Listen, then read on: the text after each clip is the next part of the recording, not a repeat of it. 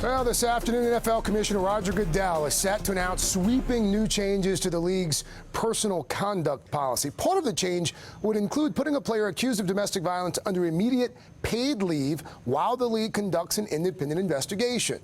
It comes as a string of domestic violence incidents throughout the league have happened this season, and the New York Daily News is reporting that the new policy is going to be modeled after the New York Police Department's practices. According to that paper, Goodell recently reached out to New York Police Commissioner Bill Bratton to find out how the department handles domestic violence within its ranks. In a recent interview with the Wall Street Journal, Goodell addressed the criticism over how he has handled previous incidents, including the Ray Rice incident.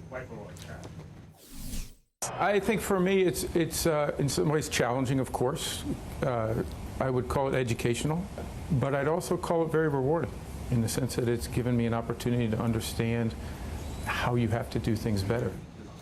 Goodell is expected to announce the new policy during a meeting of NFL team owners later today. It is already drawing criticism from the Players Union, which says it was not given any input whatsoever on the new policy. I'm joined now by editor of the Washington Post, early lead sports blog, Cindy Bourne. Cindy, always good to see you. Thanks for being with me.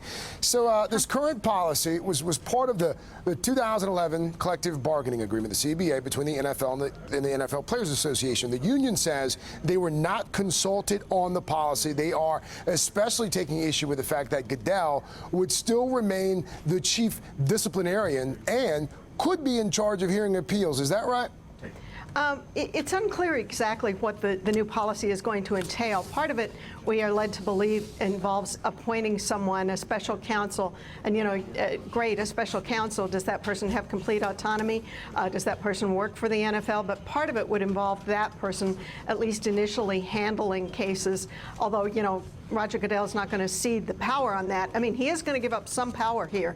You know, that's one thing he's gotten an enormous amount of criticism for, and it's rather extraordinary to see him giving up some of his power, but it seems that at least a little bit of it will be given up. Has the Players Union said what kind of system it would like to see instead of the system that currently exists and perhaps the one that's even being talked about right now?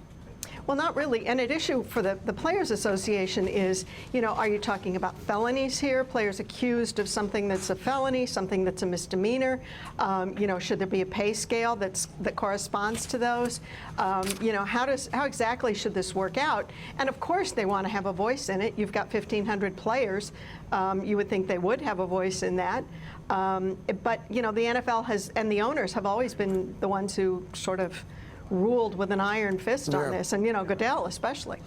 Since 2000, there have been 135 domestic violence allegations against NFL players. That's according to internal league documents. In those cases, the toughest suspensions amounted to just 1 game. In many cases, as you know, no punishment at all. How sweeping do you think that the new policy will be as far as changing the culture of the league? Well, I'm not sure how that will work. I think that's going to have to come a little bit farther down the line. You know, they've brought in women to work within the league on that, on issues of domestic violence. You know, they've increased, they've hired some women, actually, which is always a good idea, and they appear to be listening to them in a way that they haven't before. I think the other thing about the policy, I'm expecting, I'm looking to see how specific it's going to be. Will it be, you know, guidelines for 2 games here, 4 games here, 6 games? You know, that was part of the thing that got them in so much trouble this summer when they only gave Ray Rice 2 games, and they were giving other people, you know, longer suspensions for, you know, marijuana use. I would imagine there's still going to be a lot of folks who take issue with the fact that, that some of these guys are still going to be on paid leave as well. Right. And paid leave for an NFL player is, you know, a few $100,000 a week it's in a lot good of money. cases. You know, and that was one of the things they found, I think, this winter, this fall earlier, was that, oh, wait, we've got this exempt list. We can put players here. Right. And, you know, I think they kind of were thrilled to see that they had something of an out, but I'm not sure it's quite the out they think it is. Cindy Bourne, Washington Post. Always enjoy you, Cindy. Thanks for the insight. Thanks, Craig. Up next, Fostering the Future. This week, dozens of foster kids visited D.C. for a star-studded event. It's our favorite story today. I'm going to talk to one young man whose personal and courageous story landed him at the White House with the stars. That's right after this.